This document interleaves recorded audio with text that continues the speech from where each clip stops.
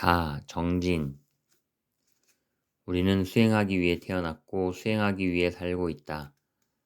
하루에 24시간의 모든 활동, 아침에 잠에서 깨어나 세수하고 식사를 하고 일을 하고 사람을 만나고 말하고 움직이고 잠을 자는 그러한 모든 행위가 다 수행을 위한 것이어야 한다.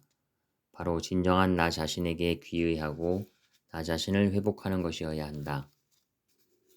참다운 수행자라면 진리에 순응하는 마음에 틈이 있어서는 안 된다. 한시도 게을리하지 말고 일체를 맡겨놓고 관해야 한다. 초등학교 학생이 대학 과정으로 바로 가려 해도 안 되니까 열심히 해야 하듯이 모든 경계에서 한마음 주인공을 믿고 거기에 맡기기를 열심히 하면 알게 된다. 나무를 비벼서 불을 얻고자 할 때 제대로 열이 나기도 전에 문지르기를 그만둔다면 어떻게 불을 얻을 수 있겠는가? 절실한 데서 불이 나오는 것이니 불이 붙을 때까지 정진해야 한다. 고양이가 생선 가게를 노리듯 어린아이가 엄마를 찾듯이 그렇게 자나깨나 앉으나 서나 자기 본래 면목을 그리워하고 또 그리워해야 한다. 말에 걸리고 상에 걸리고 여기에 걸리고 저기에 걸리고 하면 공부하기 어렵다. 지옥에 떨어질까 겁나고 꽁지벌레 될까 겁나면 공부하지 못한다. 경계에 아랑곳 없이 천방주축이라는 소리를 듣더라도 밀고 나가라. 모든 것을 다 걸고 해보는 배짱과 당당한 포부가 있어야 한다. 좀 안다는 사람은 알아서 더는 못 나가고 모르는 사람은 알려고 하지 않아 못 나가니 모든 걸 다 내던지고 나갈 줄 알아야 한다. 한철 살다가 가고 또 오고 가고 또 연방 돌아가는데 찰나생에 알면 얼마나 더 알고 모르면 얼마나 모르겠는가. 모든 것을 다 걸고 눈 하나 깜짝 않는 태도로 믿고 맡겨라. 부처님께서 삼천대천세계를 다 집어삼켰듯이 이왕이면 전체를 도둑질하라. 이 공부가 여간 대단한 공부가 아니다. 참으로 광대무변한 진리이며 끝없는 공부이다. 말로 표현할 수 없을 만큼 엄청난 법인데도 불구하고 수행한다 하면서 절에 다니는 걸로 이만하면 그냥저냥 공부하는 것이지 하는 사람들이 많다. 진정 마음 공부할 수 있는 조건이 스스로 갖춰져 있다는 것을 절실히 생각지 않는 경우이다. 일체를 하나로 묶어 주인공에 열심히 믿고 맡기는 사람이 되어야 인과를 녹이고 습을 떼고 참 나를 발견하는 법이다. 모르니까 공부해야 하고 알면 아니까 또 공부해야 한다. 항상 붙들 것 없는 것을 붙들고 앉으나 서나 일을 하면서도 늘 주인공을 염해야 한다. 아무리 사소한 생각이라도 허투루 하고 한 대로 떨어뜨리면 안 된다. 한 번에 몰아서 하거나 크게 하겠다고 생각하지 말고 가능한 한 꾸준히 침착하게 해나가야 한다. 아무것도 바라는 바 없이 그렇게 해나가노라면 어느 사이엔가 마음의 여유가 생기고 세상이 밝고 아름답게 보이게 될 것이다. 탑이 올라가는 것을 보라. 돌을 하나씩 쪼아 올릴 때 먼저 주춧돌을 놓듯이 주인공의 일체 경계를 놓고 믿음의 안테나를 세워야 한다. 그럼으로써 오신통이 풀려 나오고 법계와 통신을 하게 된다. 물이 흐르는 것을 보라. 가다가 구덩이를 만나면 채우고 다시 흐른다. 바위나 언덕을 만나면 끼고 돌아 흐른다. 참 나를 찾는 공부도 그와 같아야 한다. 마음 공부는 어떤 학문을 전공하듯 그렇게 하는 게 아니다. 이 공부는 한시도 끊어질 수 없고 끊어져서도 안 되는 공부이다. 그러나 끊어지지도 않는 공부이므로 생활이 곧 불법이자 불법 공부임을 잘 살펴야 한다. 물고기가 물에서 온갖 살림을 다 짓듯이 우리는 주인공을 믿는 마음속에서 온갖 일을 다 하는 것이기 때문이다. 마음 공부의 길에서는 도망칠 곳이나 피할 곳이 없다. 또 속이는 길도 없고 꾀를 내서 될 일도 아니다. 생각으로 아름아리로 짓는다고 되지도 않는다. 우둔하다 할 만큼 오로지 진실되게 나아가는 것뿐이다. 수행자는 모름지기 자기 자신에 대해 정직해지지 않으면 안 된다. 왜냐하면 자신의 근본은 곧 부처님 자리요. 부처님 자리는 일체의 관념이 다 사라진 공성이어서 어떤 속임수나 변명, 합리화 따위가 통할 수 없기 때문이다. 자기가 자기를 속이지 말라. 항상 자신을 돌아보아 어긋난 점이 없는지를 점검해야 한다. 속이고 속임을 받고 하는 게 모두 자기이지만 자기가 자기를 속이는 경우가 많다. 모른다 하지 말고 안다 하지도 말고 닥치면 닥치는 대로 한 군데 놓을 줄 알아야 정진이고 참선이다. 물불 가릴 것도 없고 범에게 잡혀가 먹히든 안 먹히든 가릴 것이 없다. 살다 보면 앞뒤가 꽉 막혀 어떻게 해볼 수조차 없는 진퇴양난의 처지에 빠지는 때가 있다. 이러할 때 믿음이 흔들리고 공부가 뒷걸음질을 치는 사람이 있는가 하면 반대로 더욱 정진하는 사람도 있다. 우리가 진퇴양난의 처지에서 생각해야 할 점은 언제 어디서나 자신을 이끄는 근본은 주인공뿐이라는 믿음이다. 그러한 믿음 하에서는 직면한 난관조차도 주인공이 나를 위해 제공하는 공부의 기회가 된다. 나같이 평범한 중생에게 어찌 본래로 무량한 공덕이 갖춰져 있을까 하고 행여라도 의심치 말라. 바로 그러한 퇴굴심이야말로 중생을 끝내 중생에 머물게 하는 것이다. 모두가 부처라는데 언젠가는 성불한다는데 하며 게을리한다면 맛을 알 수 없을 것이니 죽어서도 맛을 몰라 한 걸음도 떼어놓지 못하게 된다. 지금 장님이라면 죽어서도 장님이다. 지금 눈을 떴다면 죽어서도 눈을 뜰 것이다. 열반을 하려거든 살아서 열반을 하라.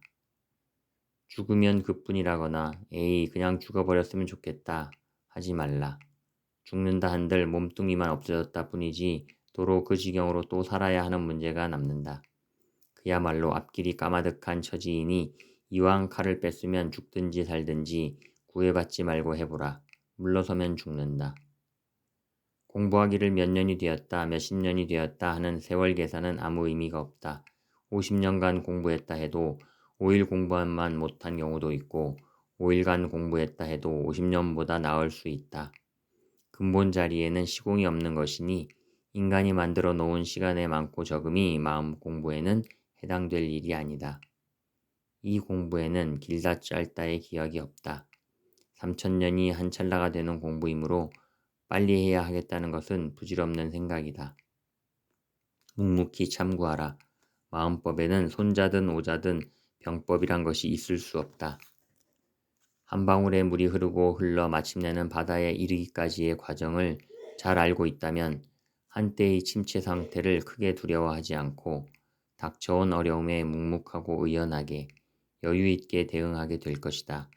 그러나 대부분의 사람들은 당장 세상이 끝나는 것 같이 생각한다. 지혜가 부족하고 마음이 들뜬 탓이다. 어려움 뒤에는 화평이, 이익 뒤에는 불행이 기다리고 있다. 행과 불행은 늘 그렇게 오고 그렇게 가버린다. 그것을 따로 보지 말고 전체로 보라. 그래야 비로소 지혜의 눈이 밝아져 행과 불행, 어려움과 순탄함에 일일이 말려들지 않을 수 있다. 지혜로운 사람은 때로는 멀리서 관조하기도 하고 때로는 가까이 다가가서 세밀히 살피기도 한다. 일시적으로 마음의 편안함을 느낄 수 있다고 해서 아 이것이 바로 무심이구나 하고 거기에 안주하려 든다면 이를 일컬어 공에 떨어졌다고 하는 것이다. 모름지기 수행자라면 편안함을 추구해서는 아니 되는 것이다. 믿고 맡기며 물러서지 않는 가운데 절로 무심이 되는 것이다. 5. 믿음의 공덕. 믿음은 불가사의한 힘을 갖고 있다. 어떠한 어려움에 봉착하더라도 완전한 믿음은 그 어려움에 얽힌 실타래를 깨끗이 풀어버린다. 믿음은 믿음만큼 보답한다. 일체를 믿는 이에겐 일체를 주고 절반만 믿는 사람에겐 절반만 준다.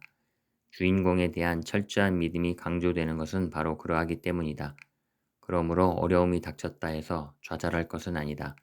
믿음이 있는 한 어려움을 준 거기에서 풀기도 할 것이기 때문이다. 우리들 자신이 본래 부처라는 것, 그러므로 물들지 않는다는 것을 굳게 믿는 것이 중요하다.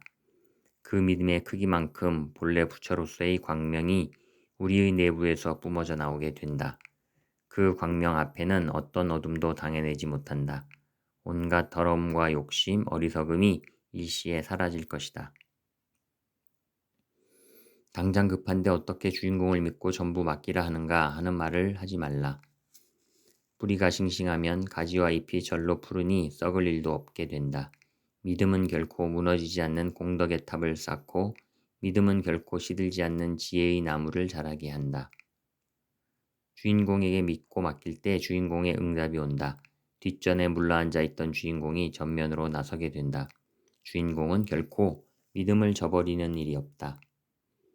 진실하게 믿고 물러서지 않을 때 비로소 해결하면서 체험하면서 감흥을 맛볼 수 있게 된다. 아, 내게도 이러한 능력이 있구나 하는 것을 알게 되고 그럼으로써 단호하게 쥐고 들어가 맛을 보고 감흥이 되고 마침내 참나가 드러나게 된다. 참나가 드러나 부자상봉이 이루어지면 부하자가 더불어 자제권을 행사할 수 있게 된다. 주인공이 다 알아서 할 것이라고 안으로 다 일임해 버리면 마음 편하고 일은 착착 되어 간다. 얼마나 편안한가. 바둥거리고 애쓸 필요가 없다. 주인공을 진실하게 믿고 그 자리에 일임하게 되면 왜 모든 일이 잘 풀리는가?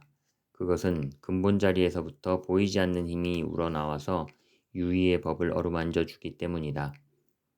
주인공은 때에 따라서 다보열애가 되기도 하고 지장보살이 되기도 하여 건세음보살, 문수보살, 보현보살이 되기도 한다. 또 신장이 되기도 한다. 주인공은 무엇이든 아니 되는 게 없으니 주인공 자리는 본래 공한 것이지만 그러한 묘법이 있다. 그러므로 일체를 주인공에 맡기고 놓는다면 주변이 활락해질 것이다. 주인공의 모든 것을 맡겨놓고 거기서 밖에는 해결할 수 없는 그런 이치라고 굳게 믿었을 때 에너지는 속사포같이 한 찰나에 전달이 된다. 또 그런 믿음으로 주인공을 부르면 우주 전체가 한꺼번에 듣는다. 주인공밖에 할 수 없다고 믿어 진실로서 맡겨놓는다면 믿고 맡기는 순간 마치 전등 스위치를 올리는 것과 같이 모든 게 밝아진다. 나만 밝아지는 게 아니라 내 가정, 내 사회, 내 국가, 이 세상이 다 밝아지게 되어 있다. 고로 믿고 맡기느냐 않느냐의 한 생각에서 천지가 벌어진다. 한 생각 잘하면 무량의 밝은 빛을 낼 수 있을 것이고 한 생각 잘못하면 무량수의 죄업을 뒤집어 쓰게 된다. 이를 뒤집어 말하면 본래로 죄가 없기에 죄 붙을 자리 또한 없으나 한 생각 잘못 일으켜 어둠에 빠져든다는 것 뜻이다. 한마음 자리에 대한 굳은 믿음은 우리에게 희망과 기쁨을 준다. 우리가 짊어지고 있는 수억 년 이래의 업보도 그 행복한 마음 앞에서는 솜처럼 가볍다. 왜냐하면 한마음에 그 무한 광대한 복락에 비추어 볼 때 중생이 짊어지고 있는 짐은 아무것도 아니기 때문이다. 믿음이란 온갖 근심과 번뇌와 경계를 한 짐 부려놓는 것과 같다. 믿으면 편안해진다. 나는 본래로 부처라 죄업에 물들지 않고 인과에 얽매이지 않는 대자유, 대광명의 존재임을 알아서 자신의 근본 마음에 귀의한다면 마치 물고기가 물에서 놀듯 편안해진다. 나는 진리의 바다를 자재로이 헤엄쳐 다니는 물고기이다. 믿으면 편해지고 믿지 못하면 편안하지 못하다. 마음 깊이 자신을 믿고 그대로 하면 되는 것인데 의심을 품거나 확고하지 못한 생각으로 하게 되면 전체로 와닿지 않는다. 목마를 때 물 마시듯 적응하는 게 중요하다. 주인공을 믿고 거기에 맡겨놓고 살면 공한 나도 발견할 겸 집안도 편안할 겸 내 육신도 건강할 겸 주변도 다 화목해질 겸 여러모로 좋다. 그러므로 믿고 맡기면 팔자 운명 타령할 일도 없게 된다. 그러나 이 도리를 모르면 시간 없는 중에 시간을 빼앗기니 여러모로 허덕이게 된다. 지금 이 자리에서 죽게 된다 해도 여한이 없는 마음으로 부처님께 귀의했다면 생활 속에 어찌 잡다한 불안이나 걱정이 있겠는가. 믿음이 자라면 즐거움이 나오고 그 즐거움 속에는 죽음이 목전에 닥쳐도 태연제약할 만큼의 진실이 자리 잡는다. 생활 속에서 마음의 힘을 체험해보라. 믿음은 더욱 커질 것이다. 주인공만이 해결할 수 있다는 물러서지 않는 믿음을 가질 때 자기를 발견할 수 있다. 주인공만이 해결할 수 있다는 굳은 믿음을 지닐 때 떳떳해질 수 있고 여여해질 수 있다. 한마음 주인공에 대한 믿음이 없다면 아무리 잘해 나가고 아무리 잘한다 할지라도 50%를 넘지 못한다. 뿌리가 튼튼해야 대가 굵고 대가 굵어야 씨가 여물다.